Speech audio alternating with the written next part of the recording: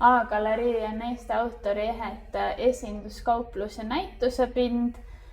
Paralleelselt siis ehte müügiga toimuvad siin näitused ning tavaliselt need näitused on valitud siis läbi avaliku konkurssi open call'i, mida me teeme 1 korra aastas ning žürii siis valib näitused, mis tavaliselt on siis soolo või väiksemad grupinäitused, aga juba on traditsiooniks kujunenud, et 1 kord aastas, siis tavaliselt aasta lõpus või vahel ka kevadel A-galerii korraldab sellise ühise suure grupinäituse, aastanäituse ning aastanäitus on selle poolest eriline, et tavaliselt tõesti nagu nii palju erinevaid kunstnikke kokku koostööd tegema ei satu. Ehteid tuleb väga palju ja erinevaid, et need ehted on siis reeglina sellel aastal valmistatud, kui aastanäitus toimub ning me ei sea mingeid piire sellele, milline see ehe või objekt on, mille kunstnik toob, et see on kunstniku oma vaba valik ja nii aastanäitus siis koondabki nii kunstnikke, kes teevad A-galeriis müügiks ehteid, kui neid, kes on lihtsalt ka näitustel osalenud A-galeriis.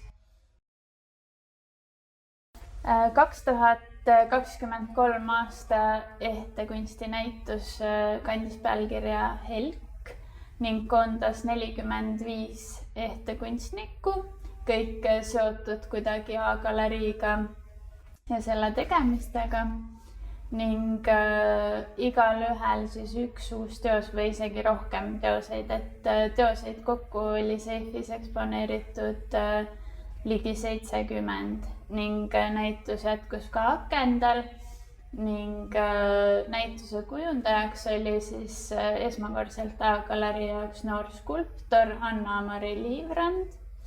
Anna-Mari Liivrand kasutas kujunduselementidena helkurkangast, millest ta lõi siis sellised skulpturaalsed taustseinad.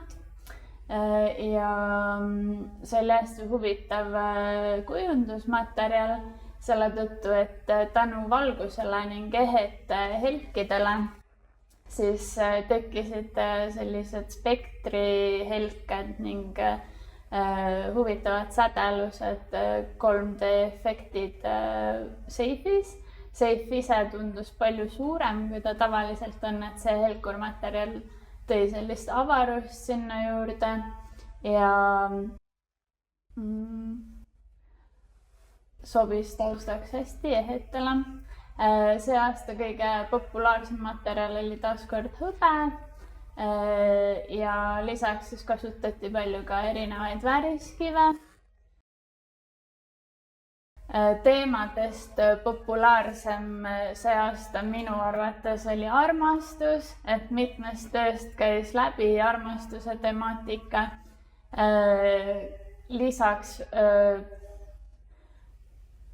kurvemalt poolelt ka poliitiline olukord maailmas, et erinevate sõjakonfliktide kohta oli kunstnikel ka ideid, mida nad väljendasid oma töödes ning ka kliima olukorra kohta, probleemide kohta oli töid. Ehk siis see aastanäitus nagu ikka oli väga edukas selles mõttes, et kuna toodi uued tööd, mis see aasta oli valmistatud, siis need just peegeldasidki selle 2023 meeleolusi ja suundumusi ning valisime ühendavaks teemaks sõna helk, kuna tundus, et see on sobiv just sellepärast, et aastanäitus koondab kõiki A-galerii kunstnikke ning on justkui selline mõnus hetk muidu katkematus ajavoolus, kus siis saab nautida veidikene ehtekunsti ilu. Näituse esimene ehe on siis Kertu Tubergi 2 kaelaehet, mõlemad kannavad nime Kviitung ning on valmistatud anodeeritud nioobiumist. Anodeeritud nioobium on nioobium on selline huvitav metall, mida tavaliselt tehtes ei ole kasutatud, kuid seda kasutatakse palju tehnoloogias ning ka ehitamisel, näiteks sellest ehitatakse gaasitrasse.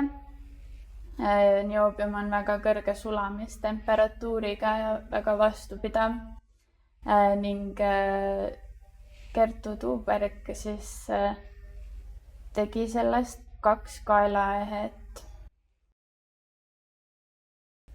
Kertu Tuubergi kaelaehe viitung, et Kertu ise jääb salapäraseks, ei ava täpsemalt, mis oli selle teose inspiratsiooniks, kuid vaadates seda materjali ja mõeldes selle aasta toimunud sündmustele, siis võib oletada, et teda võib-olla inspireeris õnnetus, mis juhtus Läänemerel, kus Hiina tanker lõhkus gaasitrassi, mis ühendas Soomet ja Eestit ning võib-olla tuleb varsti neile trahvikviitung esitada. Vähemalt mina arvan niimoodi, et võib-olla see oli inspiratsiooniks. Üks populaarsetest teemadest see aasta oli armastus ning selle esindajateks on ehk Kertu Vellerindi kaelaehe Armastus posti taga. Siis oli veel Elis Liivo kaasaegsest filigraanist valmistatud süda nimega Trinity. Ene Valter valmistas emailtehnikas prillid Helk sinu silmades.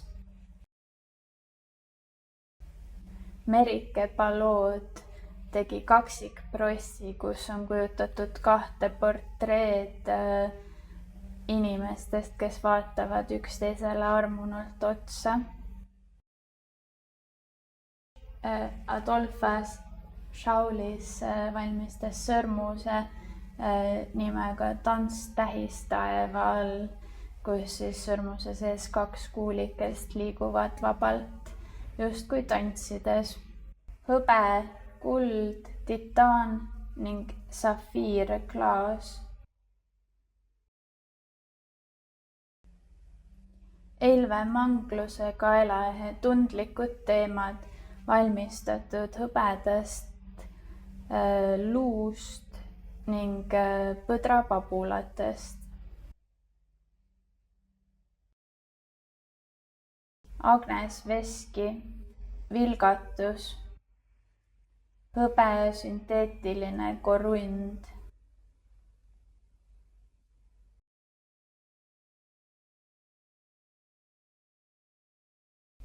Aino Kapsta kaelaehe ning kõrvaehted nimega Sillerdus, kasutatud hõbe ning mäekristall.